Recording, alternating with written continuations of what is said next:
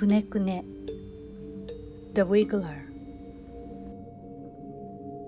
When I was small, I used to spend summer breaks at my grandparents in Akita, northern Japan. And this happened during one of these trips. Because we only get to visit grandparents once a year, my brother and I were so excited to be there. Unlike the big city we lived in, the air in this countryside was incredibly clean. Us two boys enjoyed running around the large rice field in fresh, cool air. When the sun was at the highest, just after lunchtime, the cool, refreshing wind suddenly stopped.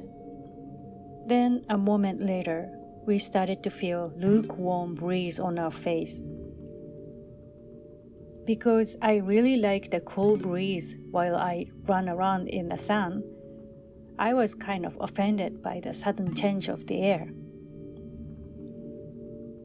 When I thought about telling that to my brother, he was staring at the scarecrow which was standing in the middle of the rice field.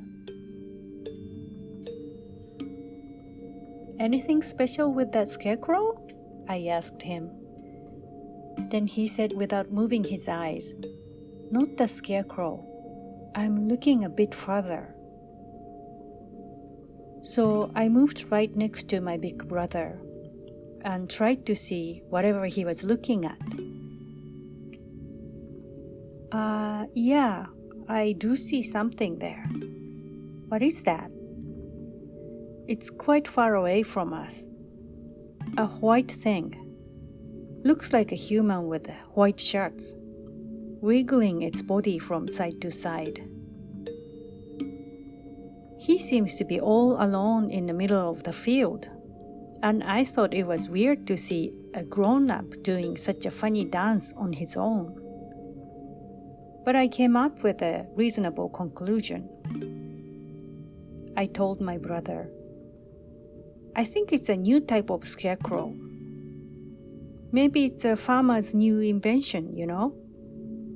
A moving scarecrow? It's moving with that warm wind." At first, my brother seems to agree with what I said.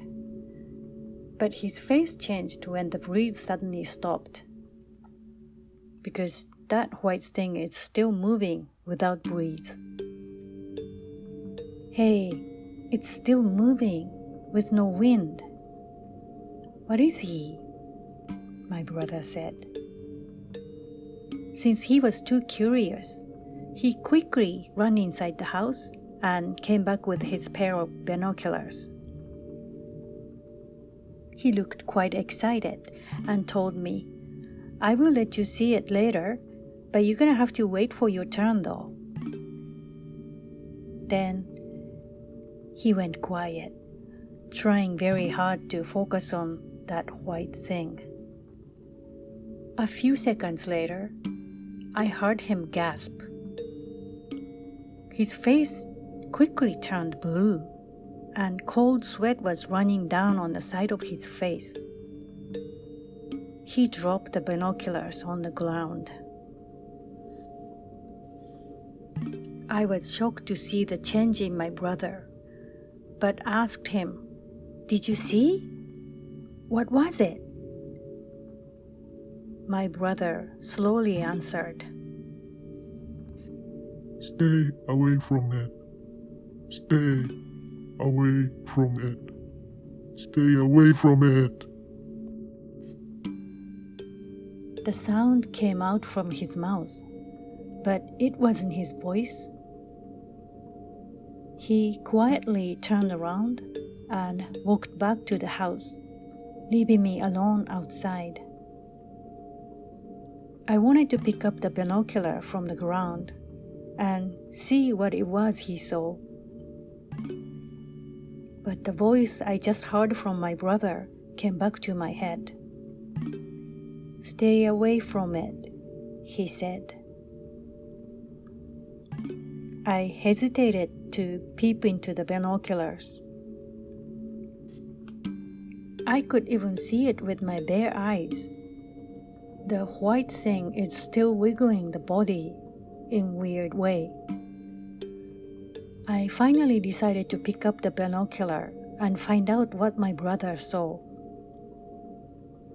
When I reached out to the binoculars, I saw my grandpa running to me with a panicked face.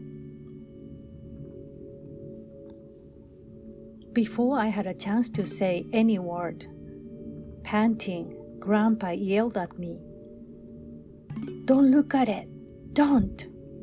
Did you see it? Did you? With these binoculars?" Scared by his loud voice and seeing him freaking out like this for the first time, I quietly whispered, No, not yet."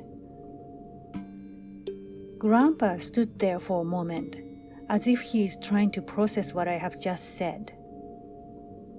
Then he kneeled beside me and burst into tears.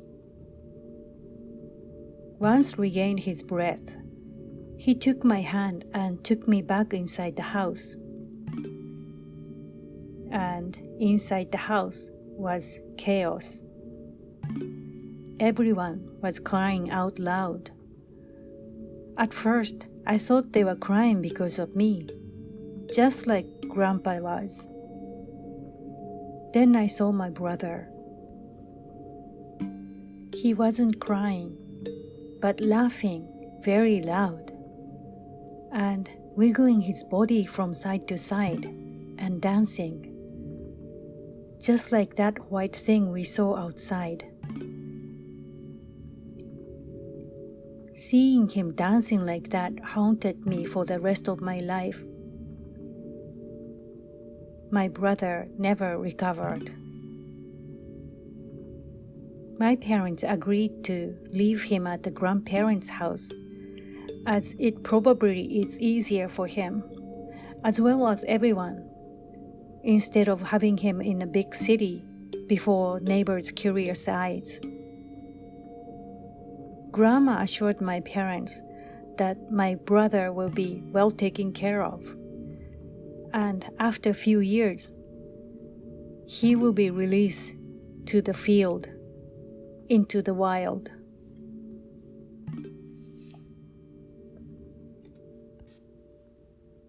I just couldn't stop crying while listening to Grandma. I was very confused, but I can tell that my brother is no longer my brother now.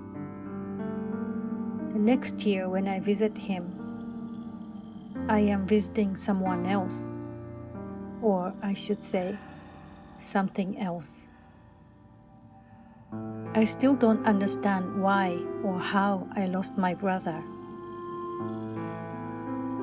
When we leave, I wiped my tears again and again and chased my brother with my eyes because I wanted to imprint him in my memory.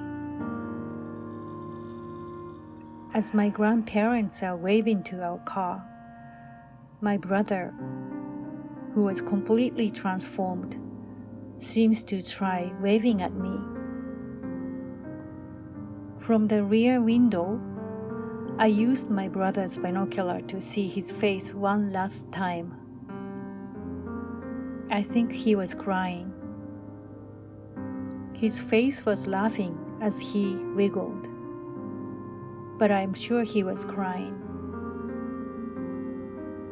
When the car turned at the corner, he was gone from my sight, but I kept on searching for him with the binocular despite my overflowing tears.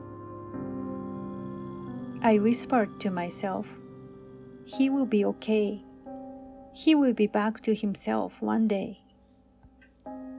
And thinking about all the fun I had with my brother. I know he was out of sight, but I still looked for him in binoculars. The car turned at another corner. That is when I saw it.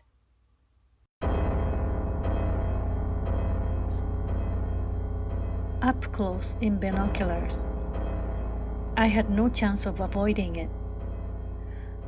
That white thing was wiggling right in front of my eyes and dancing just like I remember.